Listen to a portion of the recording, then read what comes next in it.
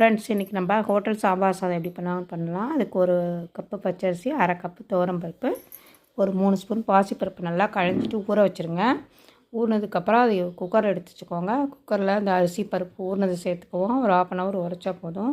ஒரு 100 கிராம் சின்ன வெங்காயம், ஒரு கப்பு கேரட்டு, ஒரு கப்பு பீன்ஸு, ஒரு 2 தக்காளி, ஒரு 5 கத்திரிக்காய், கொஞ்சம் ஒரு 5 பல் பூண்டு, தேவையான உப்பு, மஞ்சத்தூள், கொஞ்சம் சீரகம் சேர்த்து, ஒரு கப்பு 1.5 ஸ்பூன் சாம்பார் தூள், இது எல்லாத்தையும் சேர்த்து நல்லா கலந்து விட்டு, ஒரு கப்பு அரிசிக்கு 5 கப்பு தண்ணி சேர்த்து 3 விசில் விட்டுக்குங்க. ஒரு எலுமிச்சம்பழம் அளவு புளி ஊற வச்சு கரைச்சி ரெடியாக வச்சுக்கோங்க. சின்ன எலுமிச்சம்பழம் அளவு போதும். இப்போ பாருங்கள், சூப்பரான சாம்பார் சாதம் ரெடி ஆகிடுச்சு. இப்போ புளி தண்ணியை ஊற்றியாச்சு. இப்போ அதுக்கு ஒரு தாளிப்பு ரெடி பண்ணிக்கலாம். கரண்டியில் நெய், எண்ணெய் கலந்து ஊற்றிக்கோங்க. நல்லெண்ணெய், கடுகு, உளுத்தம் பருப்பு, சீரகம், பெருங்காயம், வெந்தயம் சேர்த்துக்கோங்க. முந்திரி பருப்பு, காஞ்ச மிளகாய், கருவேப்பிலை சேர்த்து தாளித்து சூப்பராக ரெடியான சாம்பார் சாதத்தில் கொட்டி கலந்து விட்டுருங்க.